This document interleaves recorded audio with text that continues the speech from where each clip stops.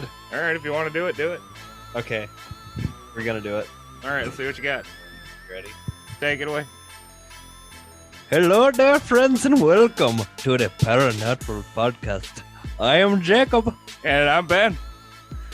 and tonight we have a story on Momo. All right, that was pretty impromptu. Here's the deal. Tonight, we are going to talk about Momo, the Missouri monster that terrorized an entire town in 1972. Yeah, Wicked. big hairy monster guy, bud. Not the right name for Momo, I guess. He's got a cute name. Yeah, I Momo's want got pet the a Momo. cutest name. So yeah, how you been? Doing good? Oh, I'm doing good. You? I'm doing great. How great? Just fan-fucking-tastic. Yeah. Yeah. New tattoo and all. Yep, got new ink. Brand new ink. New ink Yeah. from one heavy-handed motherfucker, too. You gotta love it. He had like, the guy's so heavy-handed, I was not moving, but he still felt it necessary to grab my wrist and, like, pin my arm down. Damn. Yeah, like, I wasn't moving, but he's just that used to people twitching, I think. If you're a tattoo person, you know what kind of people we're talking about here. Mm-hmm. But yeah, that was that guy. Dude, he's quick, though. He knocked out 3 tattoos in less than 40 minutes. 3? Yeah, 3. And they look good. Yeah, they look good. Yeah, it was crazy. Man. I don't like the heavy-handed ones. Oh, bud. Oh, bud. Yeah. All it burns. Yeah. Yeah. Yeah, I thought I was just being a puss, but no, I wasn't. It wasn't me. No, I think my entire left arm was very heavy-handed. Yeah, one of the girls was like, that guy was really heavy-handed. I'm like, I'm glad you said it, because... So yeah, I got new tattoos. You got a new haircut. Got a new haircut. Looking Shaved good. my face so I don't Looking look good. homeless no more. Looking good. Yeah. Tell you what, you know who needed a haircut? Who? Momo. Yeah, I bet. Momo needed a haircut. Yeah. All right, you ready to hear about Momo? I'm ready to hear about Momo as long as it ain't that creepy bitch. Nope, not the creepy Momo. This is he did scare some people, Momo. But this is the lovable furry Momo. Right, he's a giant fur guy. Momo. Little pungent, though. So, the main story of Momo, the Missouri Monster, is in 1972. But the first, like what most people point to as the first reporting of Momo, actually was in 1971, in the summer, when 2 young women, Joan Mills and Mary Ryan, were traveling down Highway 79 on their way to St. Louis, which is in Missouri. This whole thing takes place in Missouri.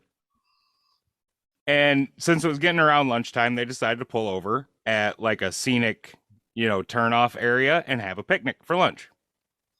So they pull off, they make a bunch of sandwiches and stuff, and they're sitting there eating when they began to smell something.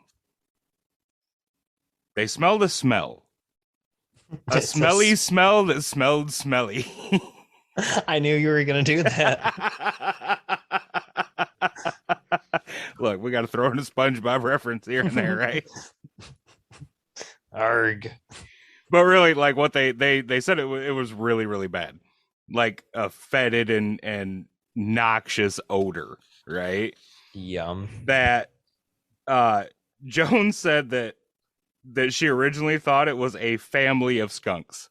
So it was so bad, it wasn't even just like one skunk, but like a whole family of skunks. Family. But they both said later it didn't exactly smell like skunks. That was just as close as they could think of anything that would smell that damn bad. Yeah. Okay, so it's real stinky guy. Some dank weed. Momo's real stinky fella. Attaboy. Okay. And they did say it like it was bad enough that they were like, oh God, they didn't even want to eat no more. Like that's how stinky the smell was. And as they're like sitting there like going, what the hell is that smell? Joan sees something like come out of the woods, right? Out of the thicket that's around this little scenic area. And pointed it out to Mary. Joan said that she could only see the top because the weeds were so tall. She could only see like the top part of it. And it was just standing there like staring at him. right? And she said it was a tall creature. And Mary described it saying, quote, "It had hair all over the body as if it was an ape, yet the face was definitely human. It was more like a hairy human."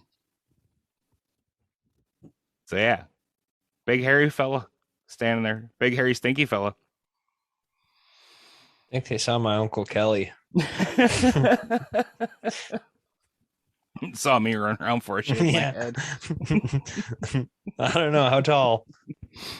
Like 7 foot tall, 6 to 7 foot tall. tall. It keeps, that's the most descriptions I get, 6 to 7 feet tall. I mean, there's just a wee bit of wiggle room there. A little bit. Now, Mary went on to say that the arms on the creature were partially covered in hair, so it was like thinner hair than on like the rest of it, I guess.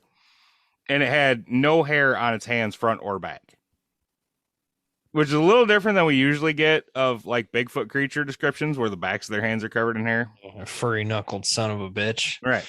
Right. So they see this thing and they smell this thing, and then it starts walking towards them. Right. And when it did, it was making what they described as a strange gurgling noise. I don't really have an idea what that might be, but creepy. I know exactly what it is. What is it? He's gagging from his own smell. It could be. Could be. Momo's like, he did the armpit check. He's like, I need a bath. Yeah, he's got the axe chest thing. I can't remember what that's called. No bath. He just covered himself in axe. That's why he stunk so bad. Yeah, no shit. Like every teenager in 2010. There you go. So anyway, the girls see this thing start towards them. It's making this fucked up noise, and they're rightfully terrified, right? Mm-hmm. So they jump up and they run back to the car, which this has no bearing on the story, but it's such a 70s thing, I had to add it. They were driving a Volkswagen Beetle. Lovely.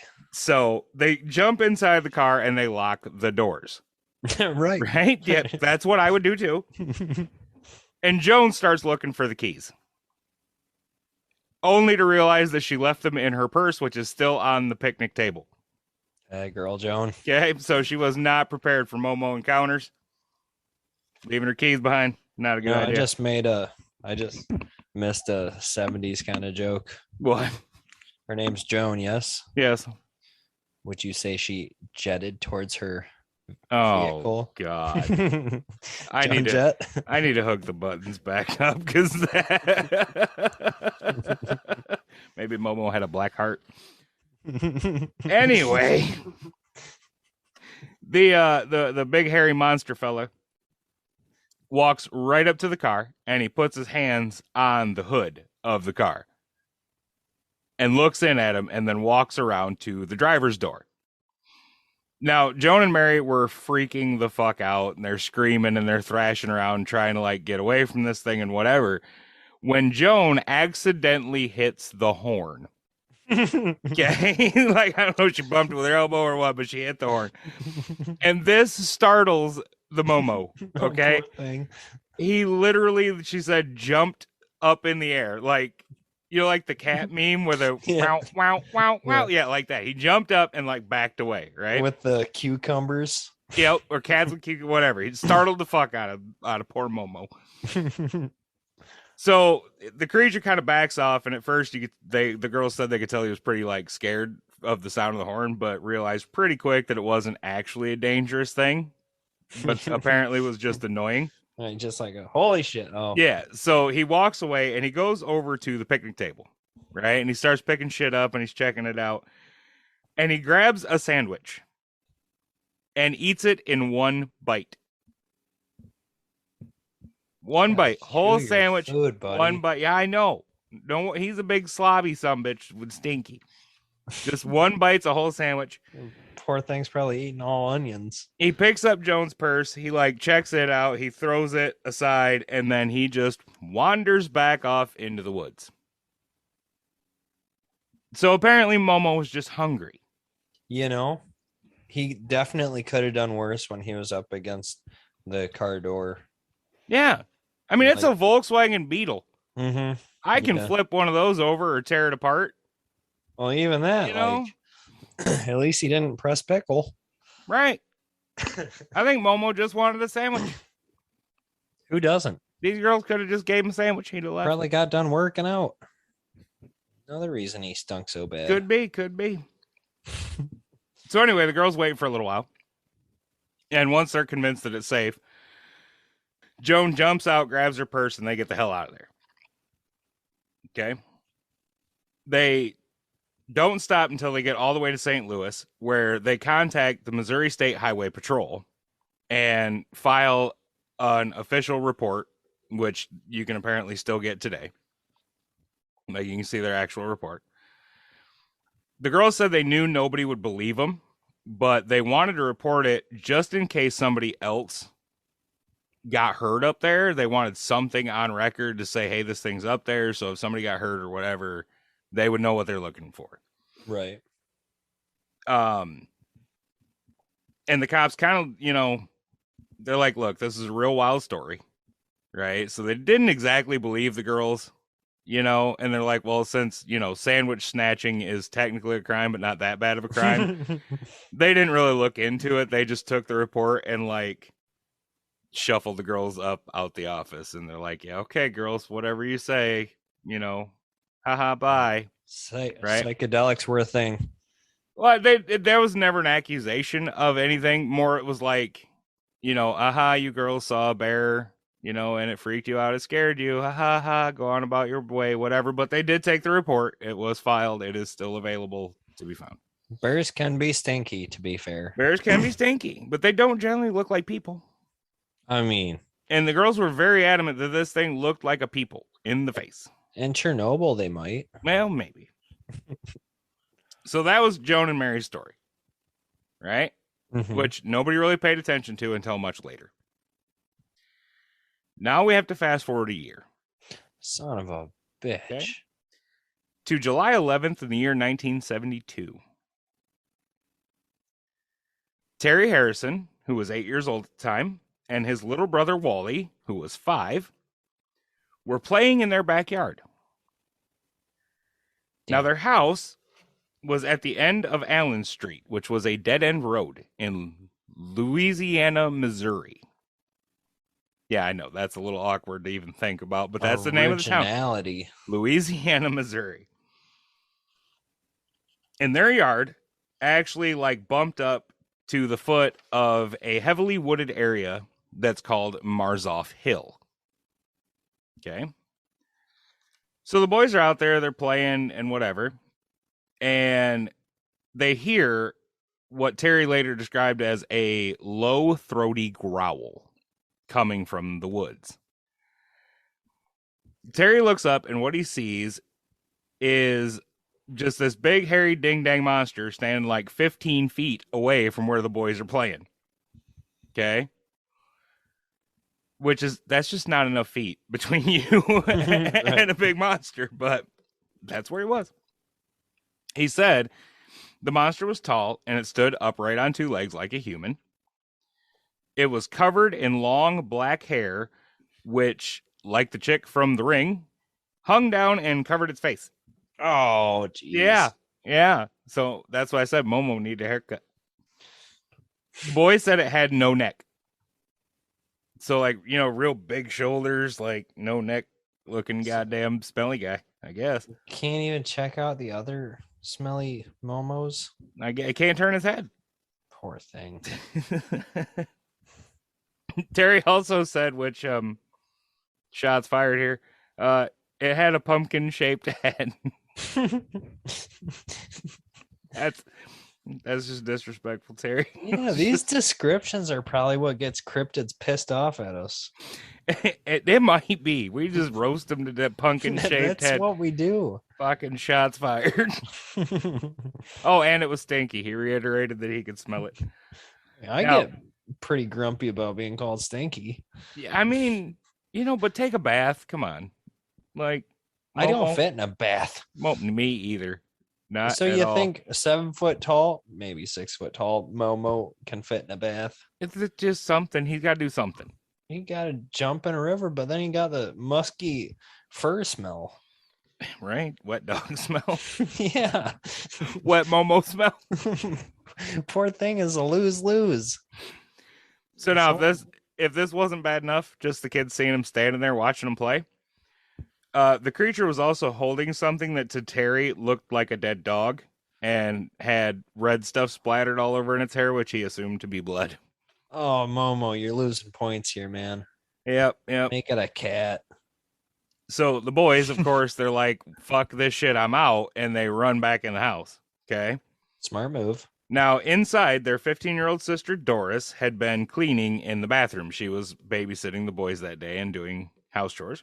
Atta girl. So she comes out to see what the boys are so fucking freaked out about. And the boys tell her about the monster watching them. So she's like, yeah, whatever. But she goes and looks out the window and sees the damn thing just standing there. Right where the boys said it was, just fucking standing there still. So she watches it for a few minutes, right? Until finally it just gets bored or whatever and turns around and runs off up the hill into the woods. Curiosity judged the Momo. Now, she told reporters at the time that it was 6 or 7 feet tall and covered in black hair. And she said it stood like a man, but it didn't really look like a man. So she couldn't really see its face, but the rest of it, she said, didn't look like a fella. Momo's the original emo. Momo the emo with his hair in his face. He's a big sad boy, moping around carrying his dead dog. Oh. So, Who anyway. do you think smelled worse, the dog or the him? Probably the him. The dog probably wasn't all that old, dead. You don't think so? It was still bleeding. Yeah, I guess so. So Doris does the smart thing and tells her brothers to stay inside as if they needed fucking reminded of that after just seeing a monster with a dead dog.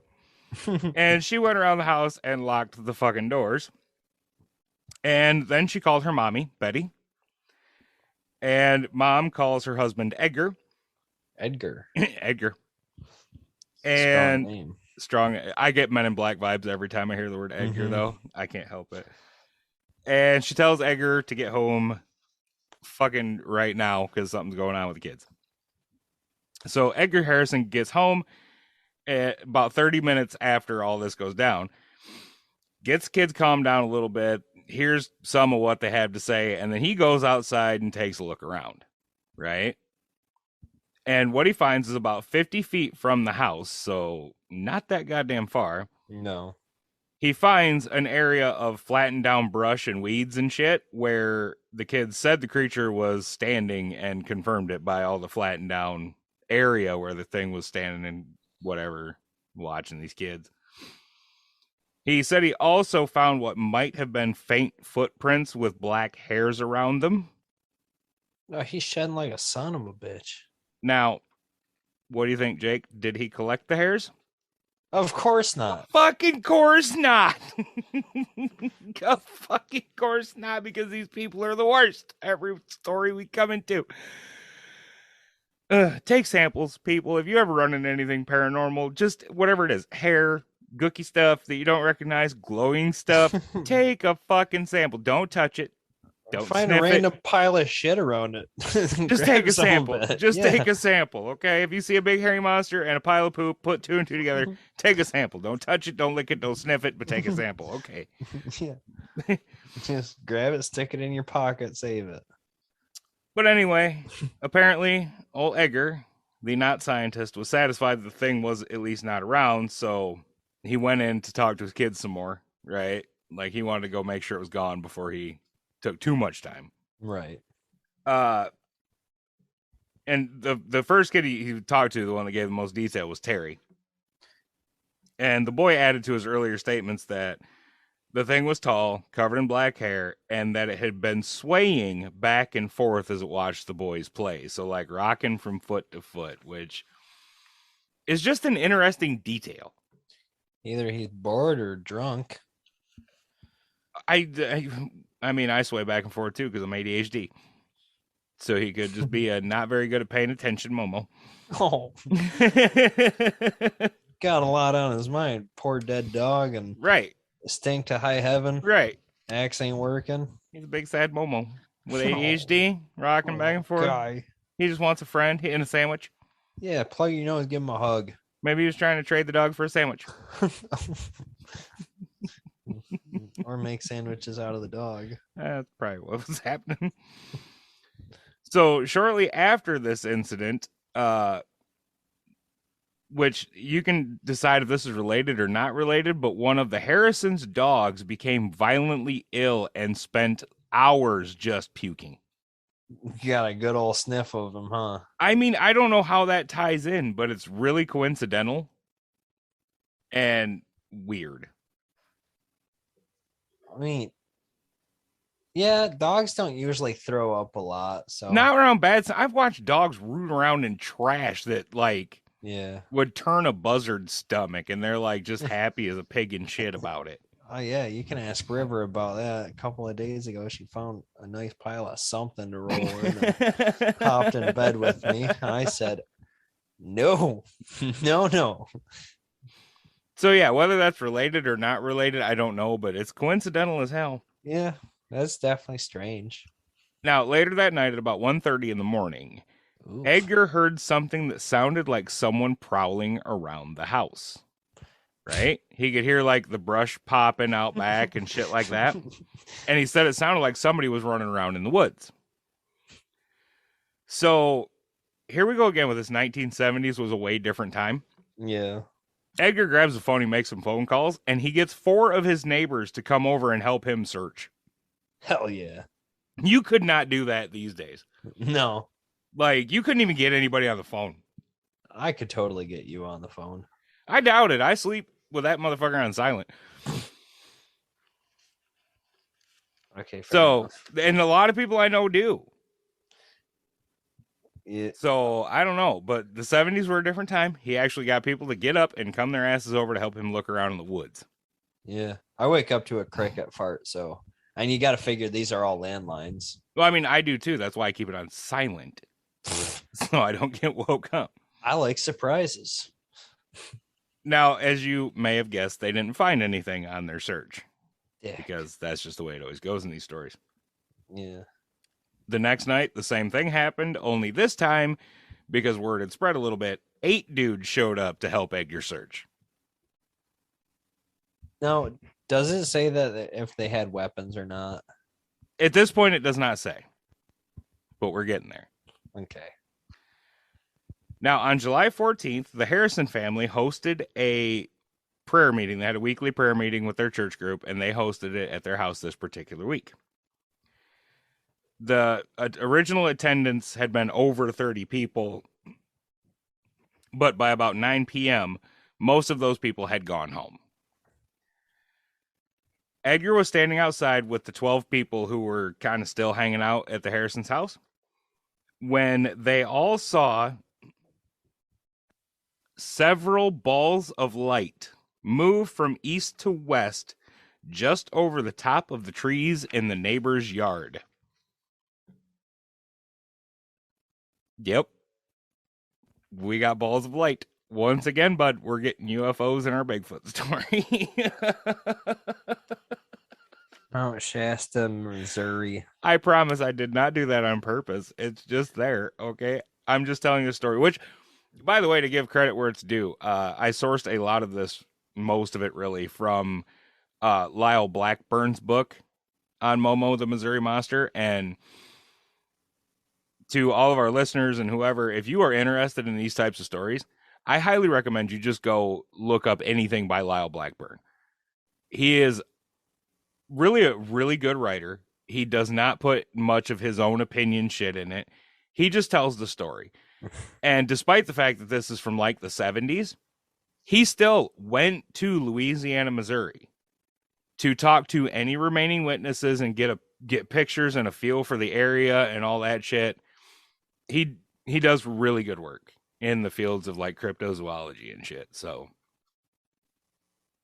Hell yeah. And there is way more in his book than I could ever put in this podcast. So, you know, even if this Especially intrigues with you and the you want timeline. more information, get his book. It's available on Kindle, or you can get the paperback or hardcover on Amazon or wherever books are sold. And he's got a website, just Lyle Blackburn. He's an awesome fucking dude. He's a rock band guy.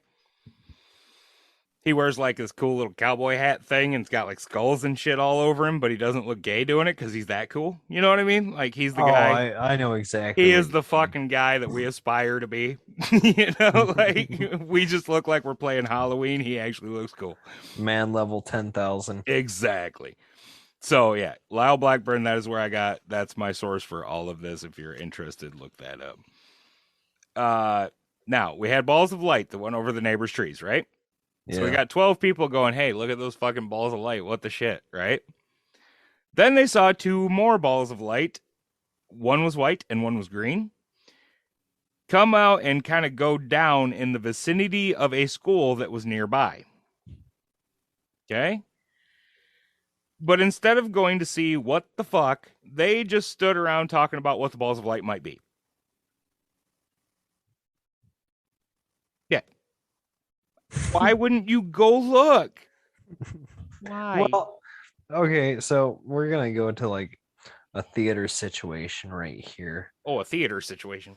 Yeah. Okay. And like so if this was a movie, there'd be that I don't know if we're allowed to put this in here, but I'm saying it anyways.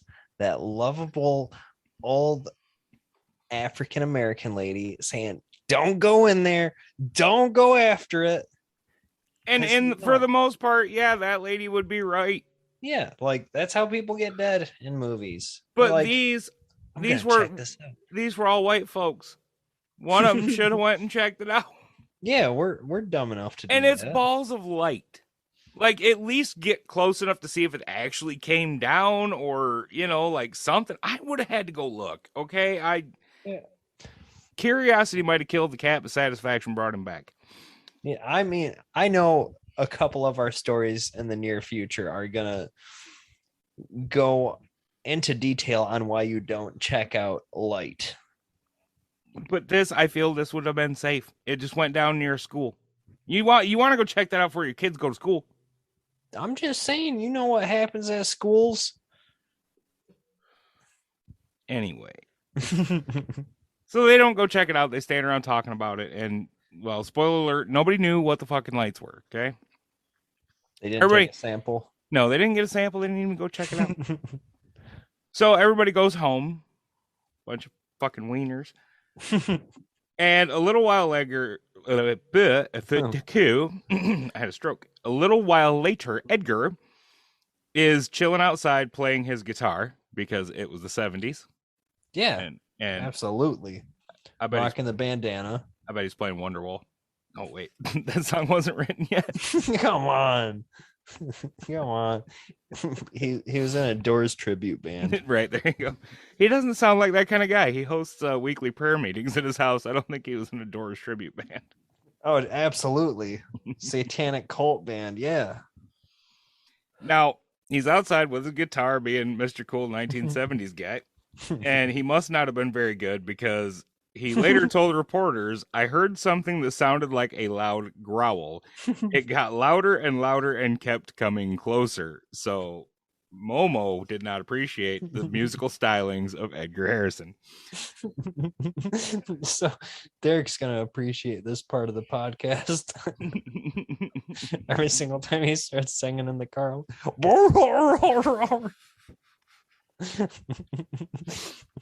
Now, not only did he get growled at for playing his music, but this must have been one real loud fucking growl because the whole family heard it in the house. Damn. Yeah, that's an impressive fucking vocal growl. Yeah. So they all come running out of the house and get literally directly in the car. They didn't even wait. They didn't even stop. They didn't even say, what the hell was that? They all just fucking left and got in the car. They just left the house, got in the fucking car. They're like, we want to leave.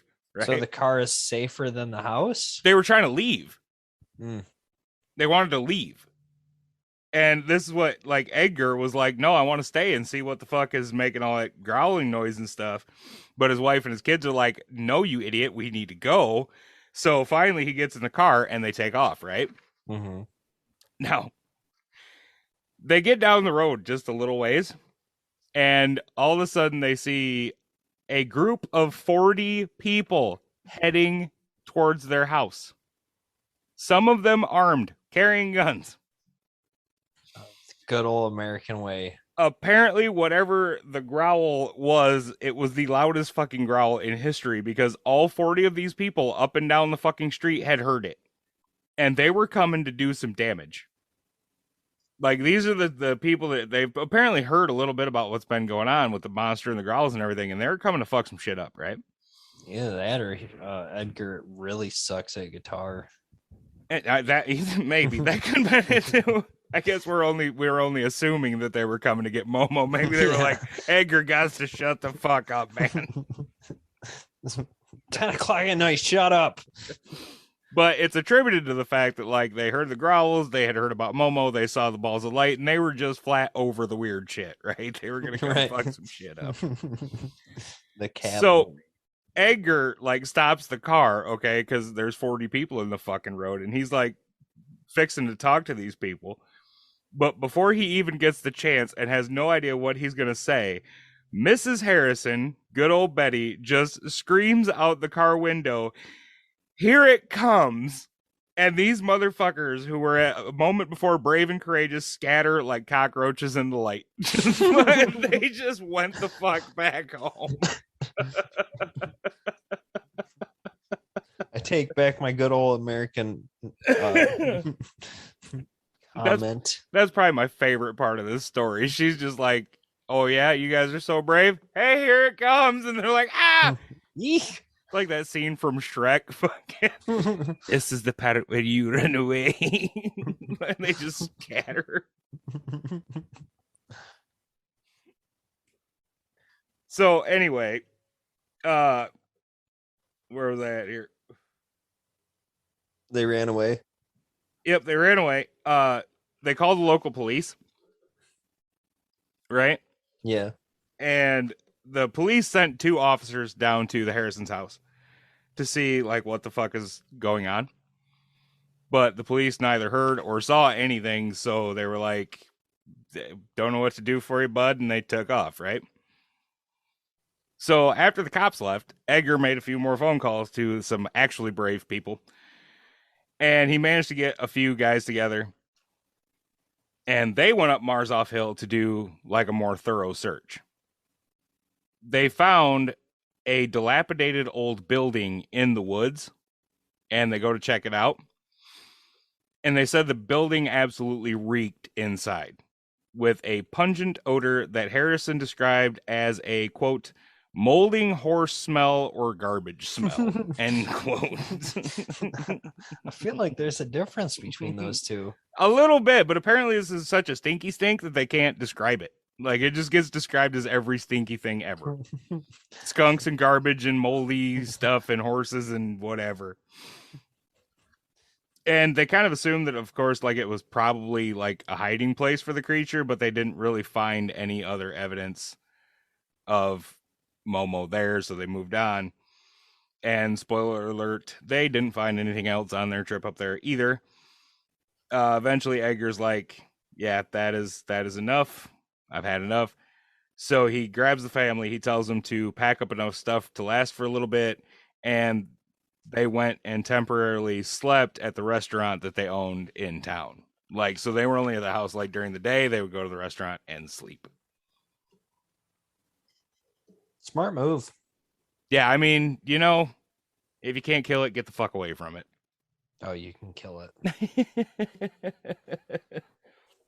Now, by this time, news of things happening up on Marzoff Hill had spread, going so far as to start showing up in newspaper headlines and shit. And as usually happens in cases like this, other reports began to come out about people encountering things, big, hairy, smelly creature guys. Most of these reports kind of overlapped. And they overlapped either with the Harrisons' accounts of things happening or with the accounts of other witnesses. So you're see, like, people would talk about, like, you know, one guy would have reported, like, "I heard a growl on this night," and it would overlap with somebody saying, you know, "I saw a thing on that same night in a nearby area." So there's a lot of corroboration to these witnesses' reports. And it was things like a farmer said that his daughter's dog had gone missing around the same time that Terry saw Momo standing in his yard with a dead dog, or what he thought was a dead dog. So it was, something like that. It's a little corroborative. People all over the town reported hearing, seeing, and smelling the big hairy critter. So, like I said, you'd hear him yell, and somebody would see him cross the road and whatever. Now, Chief Shelby Ward, who was chief of police in Louisiana, Missouri, was not exactly convinced that there was a monster lurking in the woods around Louisiana, Missouri. Yeah. But he was worried that, people were getting worked up about it, about the sightings and things. And there was quite a few people all of a sudden heading out to Marzoff Hill with guns, and they were just fitting to shoot anything they could see that was tall, dark, and hairy. And he did recognize in that a need to do something. So at the time, he said, quote, "There is something out there, and it has the people of this town scared to death. I got about 10 calls a night about it from good, reliable citizens. I've been trying to convince people it's probably a bear or a practical joker in a gorilla costume, but I'll have to admit it could be something else. The more I keep hearing about it from people, the more difficult it is for me to be skeptical." End quote. So he wasn't convinced there was something up there, but right. He wasn't exactly not convinced either, Yeah. And what he did was Ward gathered a group of 20 men for an official search, and these were police officers and civilian volunteers. On the 20th of July, the group headed off to comb the wilds of Marzoff Hill. They spread out in a line with about 30 feet between each other and searched for about 3 hours, but found nothing. Also on the 20th, a man by the name of Richard Crowe, who was a reporter for both the Irish Times, which was a Chicago newspaper, and Fate magazine, which was an old time. They might still be in production, I'm not sure, but they wrote about weird shit happening. Anyway, he shows up in town and was directed to the Harrison's house, where he got the story, and he too got a lead up Marzoff Hill by Edgar Harrison. Edgar, so he moved his family out, but dude got kind of obsessed about this thing. So he would still be at the house, like searching and trying to get shit to happen and whatever, talking to people, trying to get people up there. So Edgar takes Crow to the spot where the creature had stood when it watched his kids play. They walk on up the hill. They come across a garbage dump that looked like something had been rooting around in it. So like things were dug up and scattered, and cans were thrown outside of where the area usually should be. Then Harrison took Crow to a place where the graves of 2 dogs had been dug up and had their bones scattered all over. Yeah, weird. Eventually, they came upon a couple of impressions in the ground, one of which looked like a footprint and measured 10 inches long and 5 inches wide, which is honestly not that big. No, I think I got bigger. Yeah, I think my feet measure at least 10 inches long, and I'm like a normal shoe size guy. Yeah, I'm not. I'm like a Bigfoot.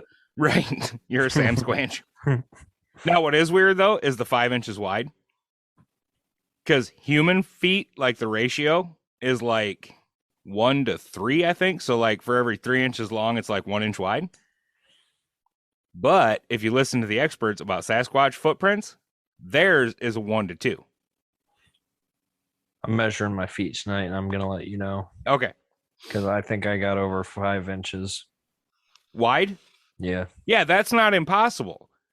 If your feet were 15 inches long, then they would be 5 inches wide. That's regular human. I'd say they're about 7.5. So, but to have the feet half as wide as the length, that's outside of normal human ratio. It's a big thing. Look, get on YouTube, look up Dr. Jeff Meldrum, watch his shit. He explains all of it, okay? About foot ratios and shit.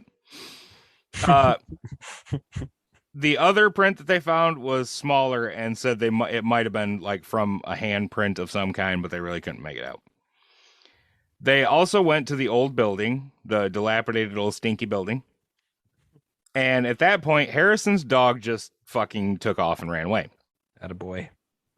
And shortly after that, they smelled something that Crow described as, quote, an overwhelming stench that could only be described as resembling rotten flesh or foul, stagnant water, end quote. Come on. Now, I know what both of those smell like, and they're different. See, I told you, look. I don't know about the moldy horse, but I do know about those. Anything that is stinky, they say Momo smelled like it. Yeah. So Momo smells like every stinky thing. What about that one fruit that is supposed to smell so bad, but it tastes so good? He probably smelled like that too. Yeah, probably. I don't know if he tasted like that, but that's what he might have smelled like. I'd give him a nibble. So anyway, they smell this smell, so they grab their cameras, but nothing shows up, and eventually the smell just goes away, right?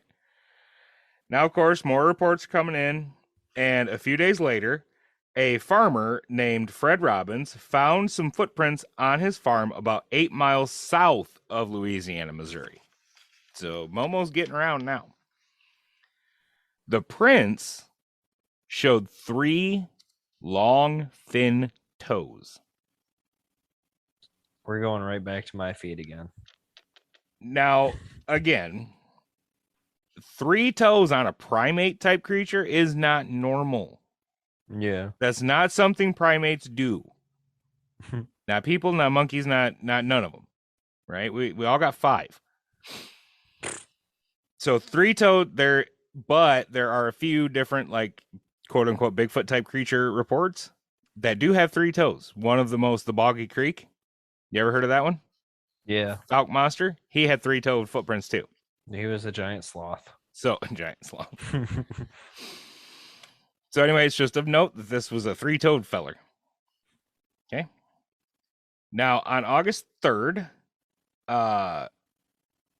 more tracks were found northwest of town this time. So the other ones were like south of town. And these ones were northwest of town. So Momo's just kind of getting around a little bit. These were found by Mr. and Mrs. Suddarth. I think I'm saying that right. Bill Suddarth, to be exact. And Bill called a friend who had actually went out and seen the other set of footprints to say, hey, do these look like what you saw down there? And the guy's like, yep, them look like what I seen. So the friend's name was Clyde Penrod. And what he did was he came prepared this time, right, for tracks. So he brought plaster castings and he actually casted them. You can see the castings. I know, fucking round of applause for Clyde, because dude is doing something fucking proactive. About time. Right. But yes, the castings still exist. You can still see them in Louisiana, Missouri, I think is where they still are. And they're 3-toed tracks, very distinctly 3 long-toed tracks. They're fucking weird. Now, of course, papers all over the country began to catch on to the story, and tourists began flooding the town. Okay? The town did the smartest thing a town could do. If you have a monster sighting in your town, do what Louisiana, Missouri did. They made the best of it, and restaurants in town started serving like giant monster burgers, and stores advertised Momo-sized bargains. Well, it's just like Area 51. I mean, exactly. Or shit. Point Pleasant. I've never heard. Oh, Point Pleasant, West Virginia. Yeah. They do the same thing with the Mothman. They got the whole statue and thing. Oh, by the way, Momo. This is a good time to describe where it got its name. It was actually from the papers. The papers, like all of these different papers, were trying to come up with a cutesy, clever name for the monster that was haunting it. And they came up, the one that stuck was Momo, which is a conglomeration of Missouri monster. So the state of Missouri, their abbreviation is MO. Yeah. So Momo, and they put it together and they made Momo, which is the most adorable name for a giant stinky hairy guy ever. So anyway, the town, like, they just kind of embraced it, and what else are you gonna do, really? And they made quite a bit of money from the stories and from the tourism and whatever. But it wasn't all good news for the town with the tourists, because dozens of would-be monster hunters showed up armed and swarmed Marzoff Hill in hopes of bagging their Momo limit. And they didn't just like go up the hill and shit either. They trespassed on private property. They trampled people's crops. They would straight break down fences and just generally be dicks about everything. And the town reports that they could hear shots just coming from like all over the hill at all times of day and night and whatever. And it made the town a little nervous, you know, having a bunch of fucking morons up there shooting at shadows because they're looking for a monster and they're scared out of their gourd to be up there. Now, on one occasion, two such frightened morons actually thought that a bull was the monster, and they killed it. They killed some poor guy's bull because they thought it was a big, hairy, stinky monster guy. By a pedal. Which, yeah, it's by... How do you mistake a bull Right. for a Momo monster? What the fuck are you guys doing up there? Now, it was after this that Chief Ward decided he had to do something, so he closed off Marzoff Hill before somebody got shot. Like, a bull's bad enough, and that was somebody's bull. But he shut it down before a person got shot, right? Now, it was around this time that paranormal investigators started showing up in town. So they'd heard the stories, and they're coming to check this shit out too, right? And it was like mostly cryptid hunters and UFO guys, this is one of the few occasions. Now, we mentioned the lights earlier. There were other occasions of people seeing strange lights at this time period in the area. I didn't get into a lot of those sightings. Like I said, if you want to read the whole shit and shebang, Lyle Blackburn covers it in his book. Go check it out. I'm just hitting the highlights here, people. So anyway, cryptid hunters show up because obviously Momo sounds like some sort of Bigfoot, right? And UFO guys show up because there's fucking UFOs in the sky, lights and shit, right? So they kind of mesh together on this one. But the shitty part is because not all of these type of people are reputable. They started like adding details to the Momo story.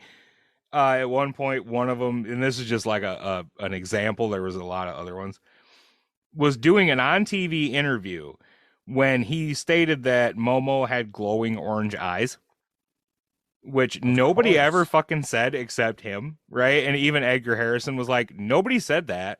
You can't even really see his eyes because his hair's hanging in his fucking face, you guys. Right? Like, he stated that. He said that guy's full of shit. Right. Just, yeah. And, of course, now with everything becoming famous, other stories were coming out of sightings before 72. So this was actually when the police, the state police went, we got this report from 71, which was the Joan and Mary story. They're like, yeah, you guys might want to look into this one too. And that's where that came to light. But there were other ones. My favorite one though, and I had to tell this one just because it fucking cracks me up, was taken by a MUFON investigator, right? And the report is about two men who are identified in the report as Tim and VM. And the two said they were fishing south of Louisiana, Missouri, when they saw someone or something wade into the river about 250 feet away from them upstream. Okay? It's got to be Vince McMahon, right? It could be. Why Vince McMahon? Name another VM. Okay, good point. I thought you meant Momo was Vince McMahon. No. Okay. Vinnie No, Mac. like I said, that's my Uncle Kelly. Okay. So anyway, they said that the someone who waded into the stream was big and hairy. Okay, so that's pretty typical Momo description. Yeah. But according to the two men, they thought at first that it was a hippie.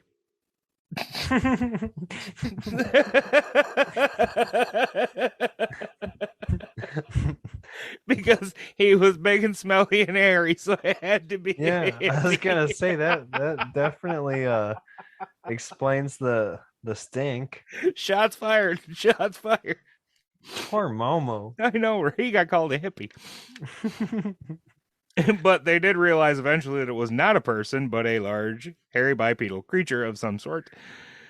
When the creature emerged from the river, Tim was like, "I'm out of here," and he like backed up the riverbank a little more, and just in case it headed their way. Now VM, good old Vinnie Mac, stayed put and watched the thing for a minute. And the creature indeed did start coming towards them. And when it got about 150 feet away, Vince McMahon decided to decided, brains over balls, and he ran up the hill too. And apparently the creature had not seen either of them until this, didn't notice they were there. Because it wasn't until he ran up the hill that the monster was like, "Oh fuck, there's people here," and it ran away in the other direction. Get the hair out of your eyes, dude. The two were actually so scared that they literally abandoned their fishing gear. They just got the fuck out of there. You don't do that. And they went and told a ranger, like they were at a state park, so they found a park ranger, and they told him what happened, and the guy's like, "Yeah, whatever." They're like, "No, bro, it happened, and we left our fishing gear." So the ranger escorted them down to get their fishing gear. That's how freaked out these guys were by what they saw. At least they went and got it back. I mean, right.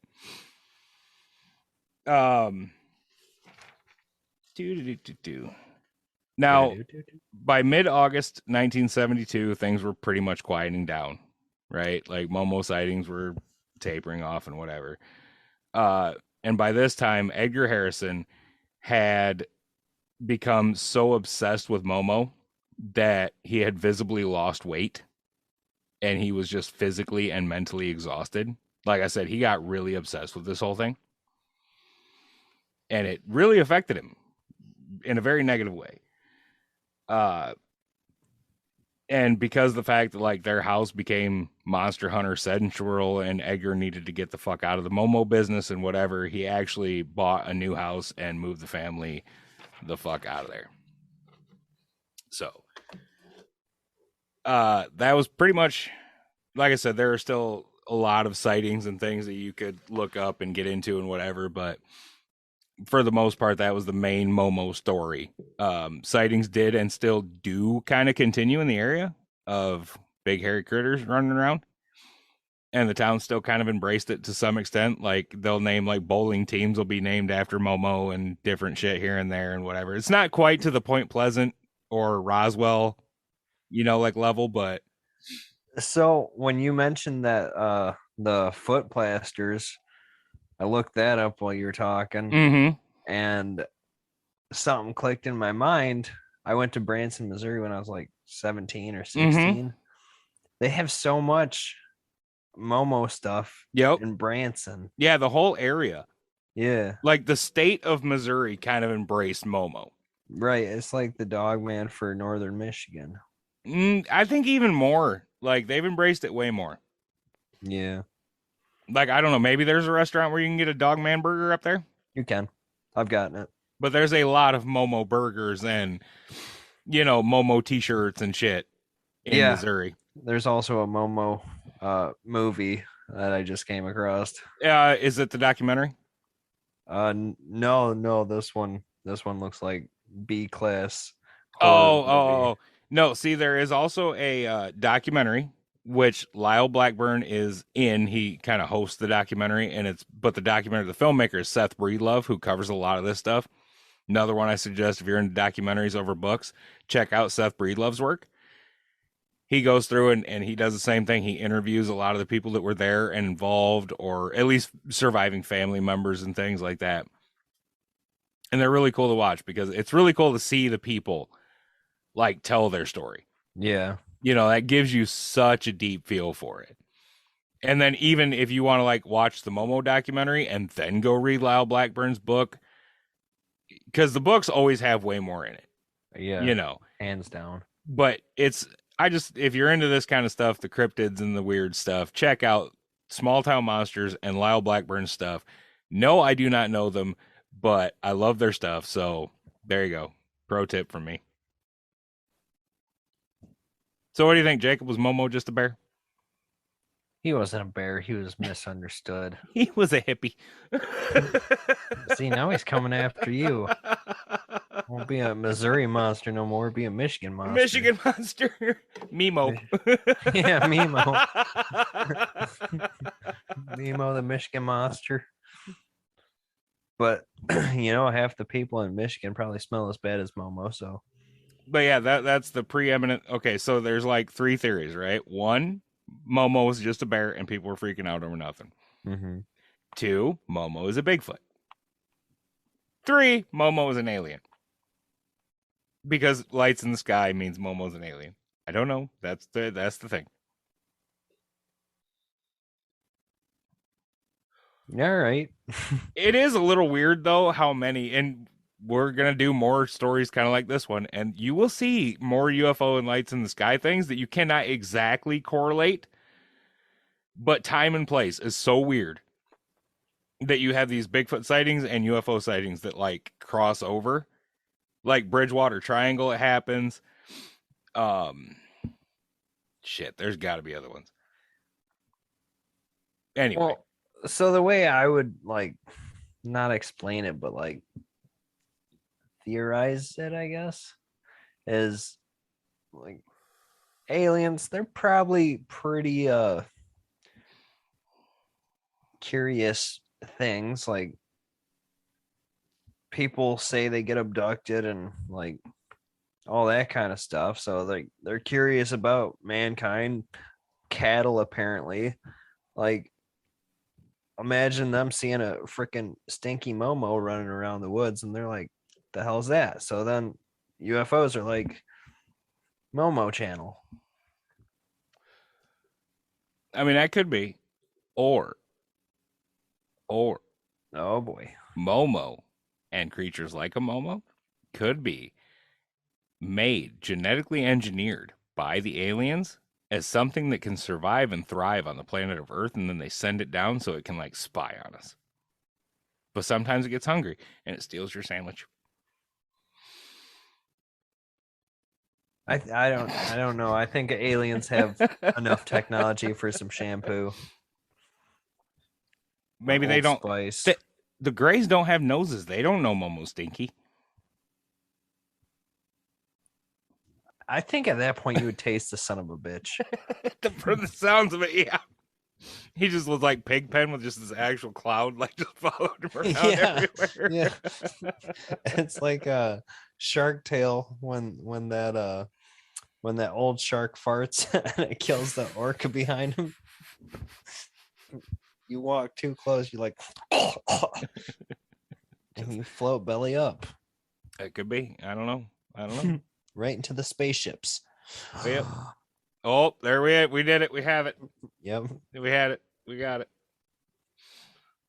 Yep, there's the story of Momo. It has no actual end or anything like that. If you were looking for a nice bow on this one, you don't get it. But I feel sorry for Momo. It's definitely stinky. It's definitely an interesting story. So many witnesses saw this thing, heard shit, whatever. It's weird. Smelled shit. Literal shit. That's the one thing they never said he smelled like that I saw was nobody said he smelled like fecal matter. Yeah. He smelled like a mixture between moldy horse, stagnant water, and skunks having sex with a dead body. Skunks and rotting flesh. I don't know. That is one stinky son of a gun right there. Little buddy. Poor guy. Well, anyway, if you guys want to chime in, tell us what you think Momo is, feel free to do that. You can contact us via email at paranaturalpodcast@gmail.com, or you can jump in our Facebook group, which we haven't tried to pimp on here in a while. It's a private Facebook group, so you can get in there and not have to be embarrassed that you're into Bigfoots and stuff. Just look up Paranatural Podcast on Facebook, like our page, join us in the group. Anything, Jacob? No. All right, there's Momo. Yeah. And with that, we're going to say good night. Good night.